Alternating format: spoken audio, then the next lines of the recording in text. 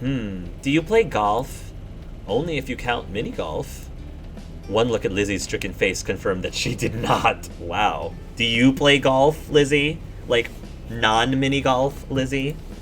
She could enjoy the occasional round at a mini golf place, especially if she had an audience to impress, but your sister took her passion very seriously. Even then, it's been years since I gave it a shot.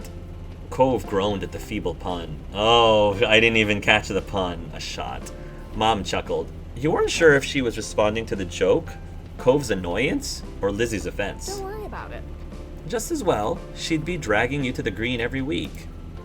That's because I got dedication. You need a good drive or two to get far. Mr. Holden nodded, clicking his tongue in appreciation. Cove looked down from his father to your sister, lost in the conversation.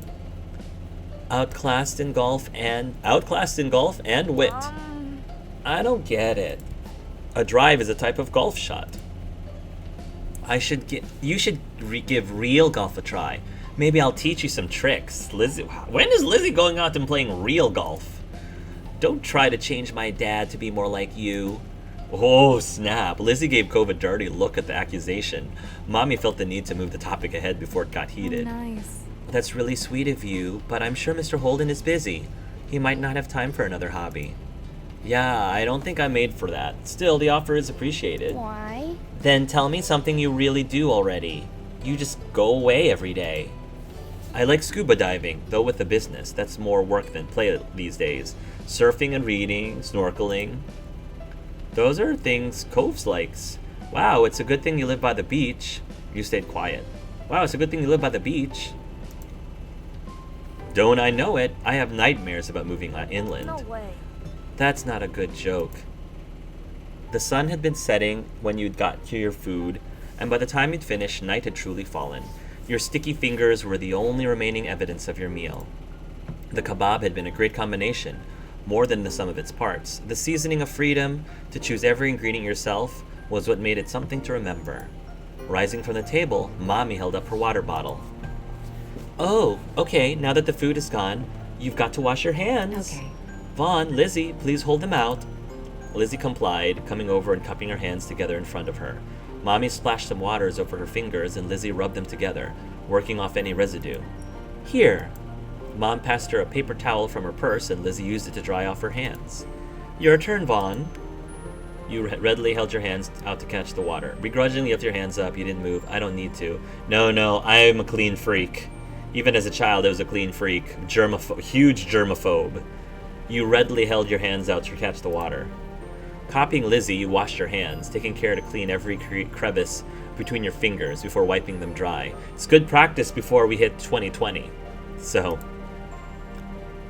nearby, Cove had taken his own course of action, wiping his hands on his pants and leaving a stain where his fingers had been. Mr. Holden shook his head. Come on. Let's clean that off, pal. He scrubbed at the fabric with a scrunched-up napkin. Dad, it's not that bad. When everyone was cleaned up, or as clean as they could be with the limited facilities, Mom spoke up. Let's go. Let's go make one last check at the coolers and restock on drinks before the fireworks show. No time. We have to get a good spot. Everywhere's gonna be taken. How about I go ahead and save space? I'll go ahead to save space again. You can meet up with me in the field after getting the drinks. Then I'm going with Cove's dad. I'll find the perfect place. Okay. Sure thing. I could use an extra pair of eyes. Mommy shook her head ruefully at Lizzie's even more enthusiastic than usual attitude. That's fine. All right, me, Cliff, and Lizzie can go find a place to sit. Pam, Cove, and Vaughn, do you want to go get the drinks? Okay. You nodded. Okay, I'll get all the stuff we need. No, I want to help pick the spot. I don't want to get drinks. You considered your options. I want to get drinks. Okay, I got all the stuff we need. As Mommy, Lizzie, and Mr. Holden headed off into the wide, open field where the fireworks were being set up, you joined Cove and Mom in returning to the cooler where you'd pick up drinks earlier. Even as you approached, you suspected you wouldn't find much in it. Where it had originally been stocked to the brim, it was now half empty. The ice, which had cushioned the drinks and kept them cool, was largely melted, with only a handful of pieces floating like tiny icebergs. Slim pickings. The drinks that remained looked to be bottles of plain water, but you caught a glimpse of something more colorful in amongst them. Mom rummaged around in the cooler, excavating a couple of juice boxes from the bottom in the process. Aha! Vaughn, Cove, you can take one of those if you want. The perks of helping. You took a jukebox for yourself. You took only water bottles. You took a jukebox to share and a water bottle for yourself. Yeah. You took a. I'll take a. If it were me, like, and nobody was like grabbing anything, if nobody was grabbing the juice box, I was gonna go take it. If nobody else was getting it, but you know, I would at least take the juice box to share and a water bottle for yourself. Cove hesitated, but decided to take a juice box for himself. When you were each loaded up with your chosen drink, plus an extra bottle or two for someone else in the group, Mom's phone started to ring. She juggled the water bottles over into the crook of her arm, and looked at the caller. It's Mommy. Hold tight while I get this. How are you? Hey, hon, how's it going? Did you find our perfect spot already? She nodded along to the call, punctuated by uh-huhs, as Mommy gave her directions. Catching her eye, she gestured towards the grassy area. We've got a place. Come on. We'd better hurry before the show starts. You and Cove jogged after your mom, who led you through the field and the separate groups of people assembled there, back to the rest of your families. Hello. Hello, we're here, and we come bearing drinks, though there wasn't much left.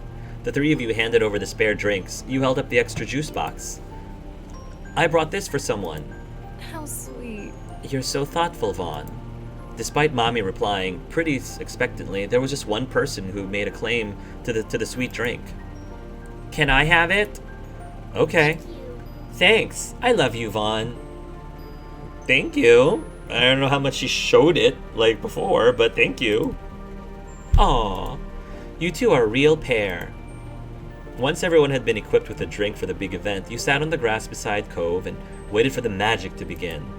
Most people in the park had taken a seat now, with a few stragglers silhouetted back at the tables in the distance. A few rambunctious kids were still dashing about, but their number was steadily decreasing as their parents called them over and restored order. Someone bearing a cardboard box weaved between the groups, pausing every so often. You nudged Cove and pointed. What are they doing? It looks like they're handling something out. I can't make out what it is. What a pickle. I hope it's not drinks. Mommy chuckled, but Lizzie and Cove were now watching the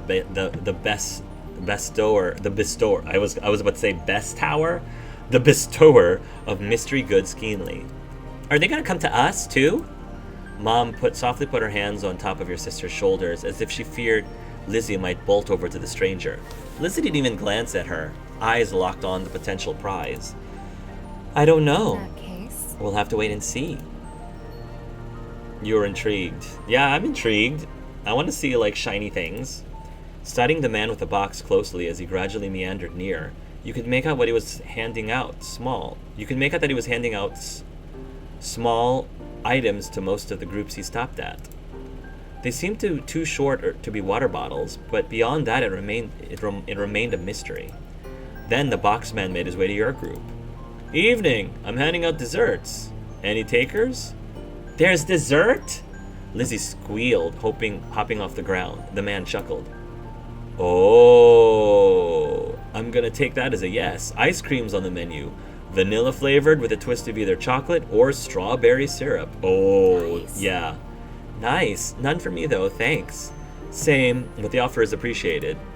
I want chocolate. Can I have strawberry? And a strawberry for me too, please.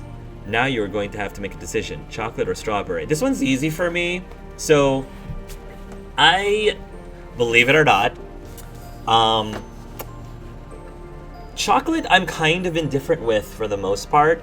Like, I do like chocolate. I eat chocolate, all the time, but I don't go out of my way for chocolate. I think I appreciate chocolate less than the average person. Because I know most people I know at least are like, chocolate is so awesome. And I'm like, it's okay. So whenever I have a choice of flavors, chocolate normally is like the one I'm least interested in taking. The biggest thing with me is I prefer dark chocolate. I prefer like bitter dark chocolate over milk chocolate. And if I eat chocolate, it typically needs to have something in it or with it, like peanut butter, nuts, caramel, toffee, things like that, or like chocolate covered strawberries. Yeah, like the chocolate needs to be with something else in order for me to really like it, because I don't really like solid chocolate unless it's dark. Then I can eat dark chocolate because of like how bitter it is. So I guess, but I mean the exceptions are I do enjoy brownies. I'm a big fan of brownies, but again, if the brownies have stuff in it, like if there's nuts in the brownies, I would prefer that over just a plain brownie, like anytime basically.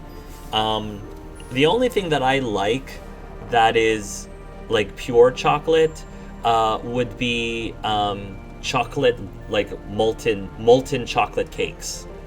Yeah, like those molten chocolate cakes are like, oh, amazing. I could eat those every day if I could. That's really the only exception. So I'm gonna get strawberry, I'm gonna get chocolate. You pulled in your mom's shirt and whispered that you wanted strawberry. You pulled in your mom's shirt and whispered that you wanted chocolate. You didn't want either. You were lactose intolerant. I love that there's this choice. I'm gonna get strawberry. Reaching to the box, the man brought out the requested ice creams and tossed them out. It came packaged in a little cup, complete with a wooden spoon and stuck to the paper lid. The condensation wet your fingers in a pleasant way. Thank you. Thank you. Kids, are you going to thank the nice man too? There was a chorus of thanks. He cordially nodded and walked off to another group. The man couldn't spend much time with each group considering how many he had to get to. You peeled back the tab that covered the ice cream and got right into your unexpected treat. It tasted amazing. Lizzie was definitely enjoying hers. Cove was too. Lizzie munched away happily, but ultimately didn't succeed in monopolizing her attention. Eyes wide, she looked at her mom and pulled on her pants. Please? I didn't get strawberry. Can I have some of yours, please? Of course. Of course, sweetie. Lizzie cooed with excitement as Mommy presented her with a dollop of the ice cream and syrup mixture. Licking her lips, Lizzie lapped it up. Mommy, come on now. Lizzie has all the ice cream she needs. She simply laughed and pinched Lizzie's cheek, then dug her spoon in again and held it out to you. I can't resist. Vaughn, would you like some of mine? He's already got that flavor. But that's not the same as getting a little extra from your mommy. I mean, let me be honest. If my mom's offering me food, 99% of the time I'd be like, okay. Like, especially at that age, like, if mommy wants to offer it to me, I'm not gonna say no. You accepted the bite. You ate the treat being offered, much to mom's chagrin and mommy's delight. Cove watched the exchange silently with a blank expression. Mom, on the other hand, shook her head, a fond smile on her face. I love food, man. I'm a foodie. So, if people are offering it, I'm gonna pretty much take it. Well, you better at least give me some, too. You could have gotten your own if you wanted ice cream. Touché. What? The kids have ice cream already, and they're getting some of yours to boot, and I have nothing. Now is when you decide to be firm? Laughing. That's hilarious. Laughing, Mommy fed some ice cream to your sulking mom. She could never actually follow through with being tough. There. All better now? Yes. Good. How about you, Cliff? Would you like some? Oh, Cliff. I don't know if I knew that Cove's dad was named Cliff. No, I'm still okay, but thanks for keeping me in mind. Cove, it's only fair that you get the choice too. Cove shook his head firmly, concentrating on his own cup. Mommy smiled. Okay, as long as no one is feeling left out. That's very sweet of Mommy. Yes, hopefully this was before COVID-19. Mommy was always so nice to everyone. You looked over at Cove. He was digging into his ice cream, which bore the same pinkish red twirls as your own. Want some of mine? Sharing is nice, but you weren't able to do that. We both got strawberry. If we got different things, here's the thing. If he had chocolate and I had strawberry, I would give him some of my strawberry. But like if we both got the same flavor, I'm like, it's kind of weird offering to give him some of the same flavor he already has. Like, that to me is strange and a little forward. So sharing is nice that you're unable to do that. Yeah, like, it doesn't make sense. We both have strawberry. You're going to keep the rest of your ice cream to yourself, and he already had the same flavor as you. Yeah, I mean, that doesn't make any sense. Oh, the fireworks. Then, the first firework cut through the sky, whistling as it ascended until it hits its crescendo with an explosion. The park flashed as if alight. This gives me very fond memories because my husband and I, we actually got married on the 4th of July, which is really cool because A, it's really easy to remember when our anniversary is, and B, the entire country apparently celebrates our wedding anniversary with the fireworks display all across the country. So, hey, that's pretty awesome. Then, the first firework cut through the sky. Squealing, Lizzie leapt to her feet, her forgotten ice cream tumbling to the ground as the firework crackled into tiny drops of glitter in the sky. It's starting! Everyone else looked up to the sky as another firework whizzed through the air. With each explosion, Lizzie would jump into the air. The event was thrilling. It was impossible to tear your eyes from the scene. The loud noises hurt your ears. You covered them with your hands. It was kind of neat. You shrunk back, hugging your knees to your chest. So, I enjoyed fireworks when I was really, really young and saw them for the first time. But I think, honestly, as I grew up, I lost an appreciation with them because I saw them so much. I saw them so often that I was like, it's kind of neat. So, of all the things that I could be watching, like, fireworks lost its luster for me.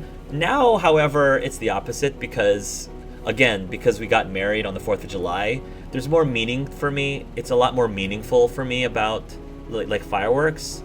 But that's when I was much older. I'll say it was kind of neat. Cove sat by his dad, captivated by the sky sparkles and flashes overhead. Mr. Holden watched the fireworks scene impassively. He did smile at you and even gave a thumbs up when he noticed you looking over. Mommy hopped to her feet, pulling Mom with her, pushing her into joining Lizzie and jumping up in tandem with every crack of a firework. Mommy then bent down to offer you a hand up. 'Cause baby, you're a firework.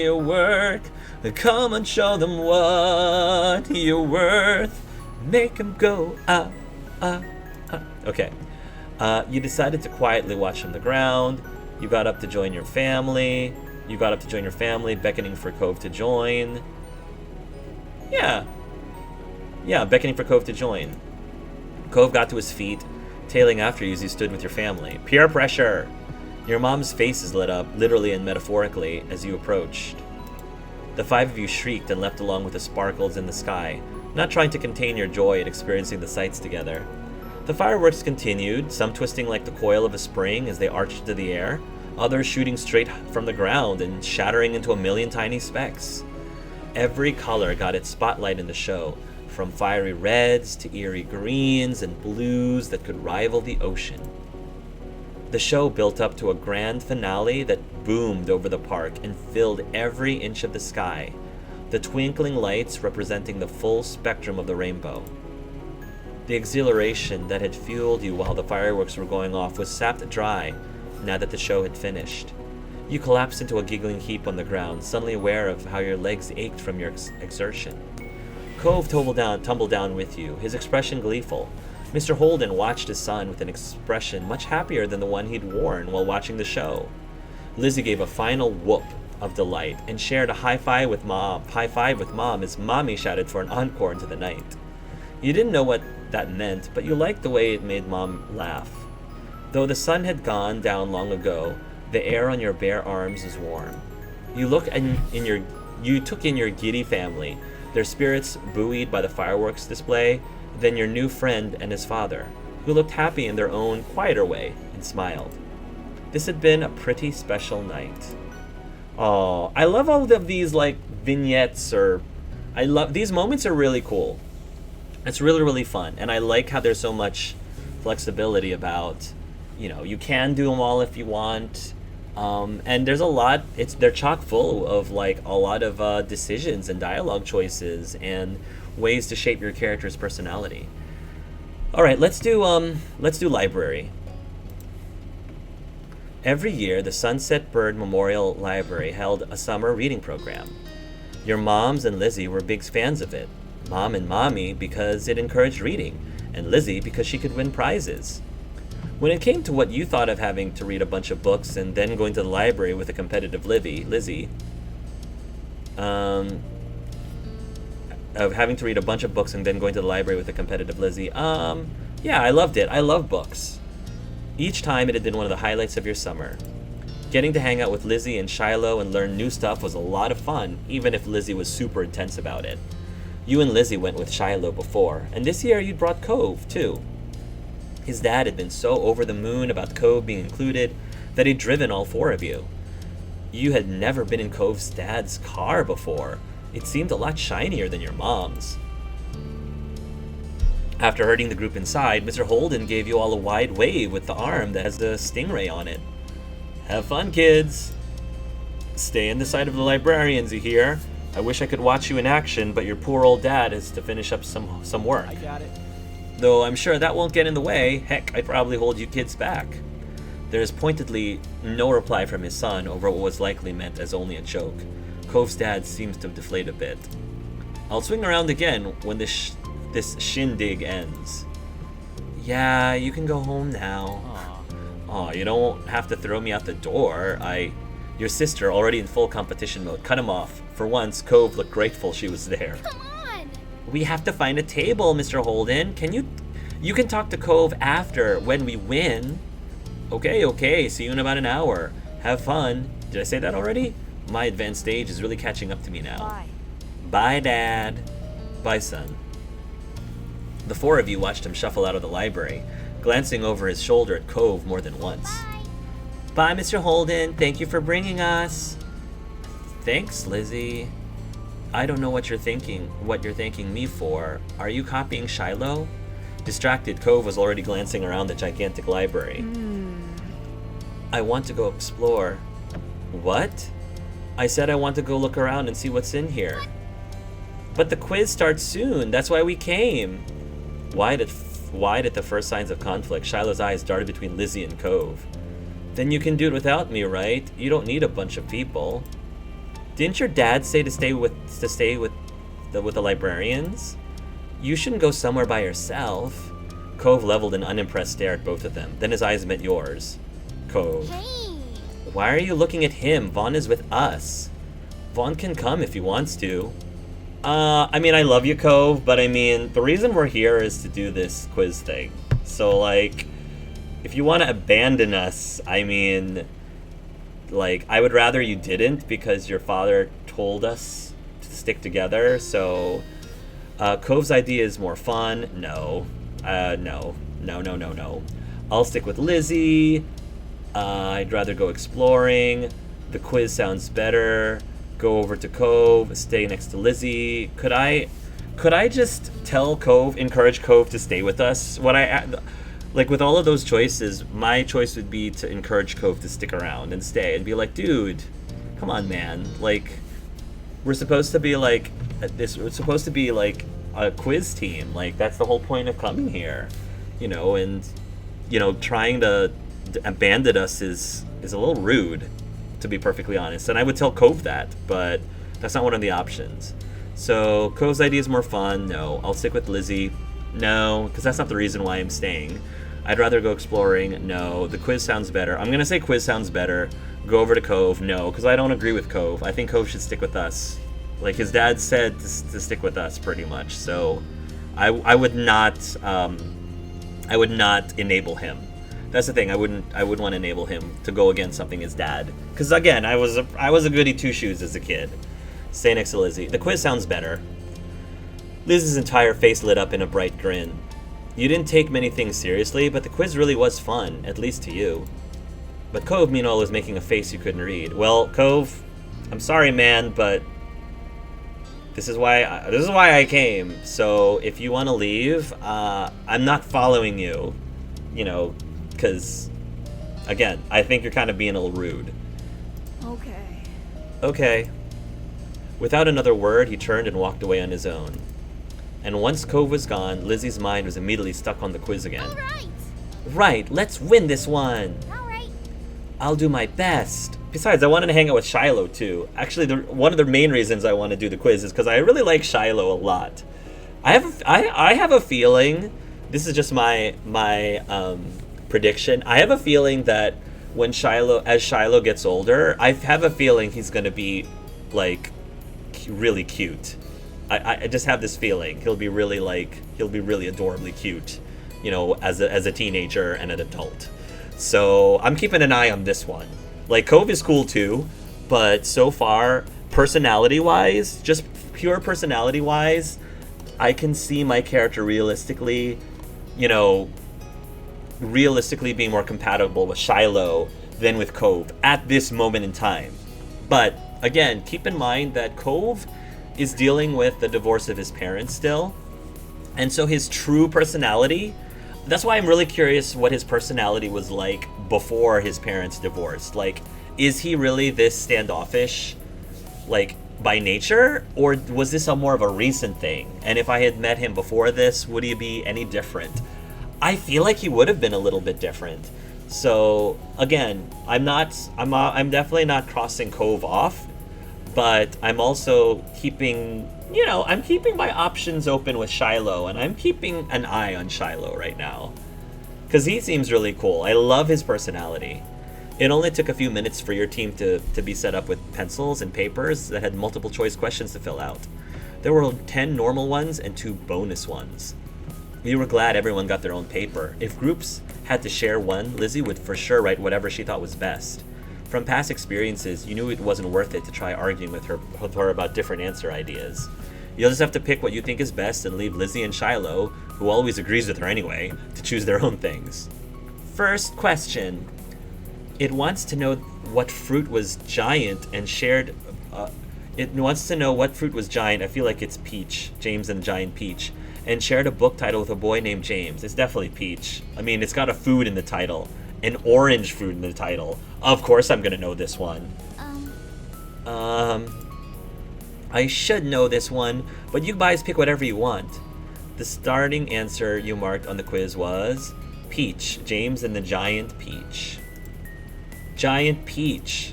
You gave Lizzie a tiny nod once you finished writing. Alright, what's question 2, Shiloh? Come on, let's keep going.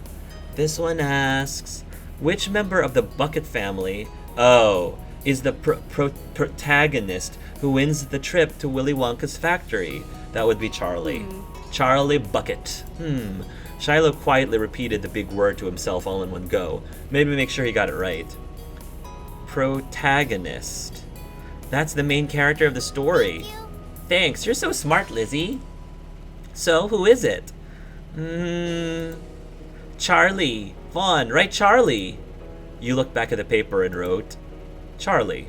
Yeah, Charlie and the Chocolate. Krista Shadrick. That would be a pretty awesome story. Shadrick and the Chocolate Factory. Although, for whatever reason, Shadrick doesn't sound like somebody who would be eating cabbage water soup. I don't know. Shadrick does not sound like a cabbage water soup kind of person, but Charlie.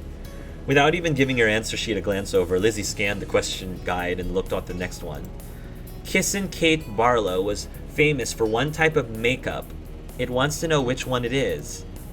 Nail polish, lipstick, or blush. I mean, it's Kissin' Kate, so wouldn't it be lipstick? Wouldn't it be? That's my guess. I have no idea who Kissin' Kate Barlow is, but if I had to force myself to guess, I would guess lipstick. Blush. Isn't that not makeup? It's a normal thing. You can wear it on your face. It's powdery red stuff. Oh? I don't know this book. Who's gonna guess? You looked at the options and picked her nail polish, her lipstick, her blush. It's her lipstick. Kissin' Kate. Right? That's what it says. It says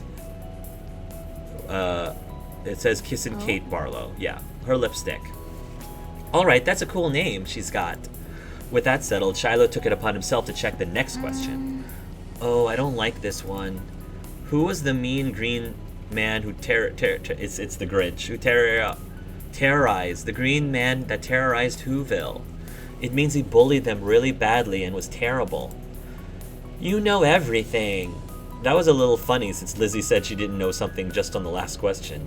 Did he not hear that part? Shiloh could be kind of weird sometimes.